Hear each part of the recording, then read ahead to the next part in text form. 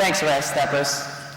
I remember the last time I stepped like that, I was getting rid of a trail of ants. It's actually very effective. I'm sure it is.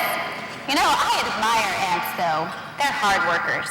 Also known for being hard workers, Chat street leaders.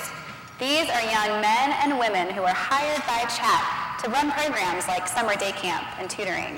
They also learn what it is to experience servant leadership and to be vital members of their community.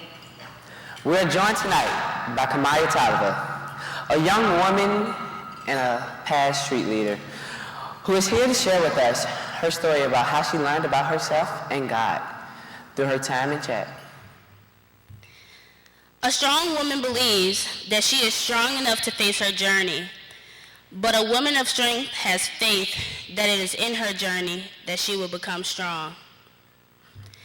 Growing up in the inner city of Richmond, I've always been exposed to things that kids wouldn't normally be exposed to at a young age.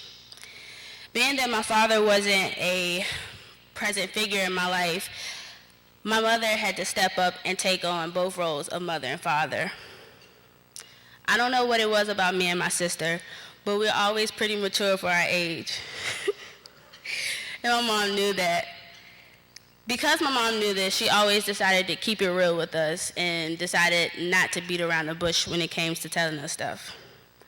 One thing that stuck with me that my mom used to always tell me and my sister was, we're all we got. It's just us three. Don't ever expect people to just do for you. If you want something, work hard for it so no one can ever say they just gave it to you. I never really knew that that was something that stuck with me until I was asked to speak to you all tonight. Because of my father's absence and lack of influence in my life, my relationship patterns or my idea of relationship with people were always a temporary thing. And to me, this was normal. I had no problem with this. I was used to people being in my life one week and then the next week gone. My whole perception of relationships changed when I became a student at Churchill Academy and a street leader at Churchill Activities and Tutoring. Chat's family-like atmosphere allowed me to open up and build strong, lasting relationships with people other than my mother and my sister. Now, anyone who knows me can tell you that I have no problem, no issues with asking questions if I do not understand something. But one question that I couldn't bring myself to ask was why someone who wasn't my blood relative would want to love me or spend time with me or just stick with me to see me succeed. Around this time, I was dipping and dabbling in the Bible, hanging out with my mentors and teachers, and just exploring the Christian religion. One day, someone asked me if I was saved, and I don't quite remember who it was, but one thing I do remember is not having an answer. I went home that night just asking myself that question over and over, and then it hit me. KaMaya's was saved by the blood of Christ.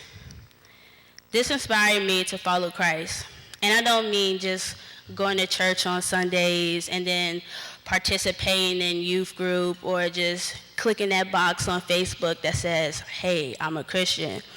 But I meant actually following him and taking the time to read the Bible and talking to him and building a relationship with him and his children. Chat helped me discover my passion, and that was working with kids. I love helping others, and I didn't know that until I started working with kids in my community. Now, being that I'm a senior at Churchill Academy and will be graduating May 31st, I want to leave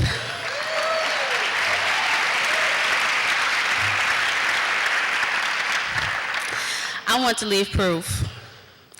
Now, I don't want people to just remember me as, that outspoken, smart, pretty, lovable person, but as the at-risk student who, against all odds, did everything that I was told I wouldn't or I couldn't, I want to leave hope.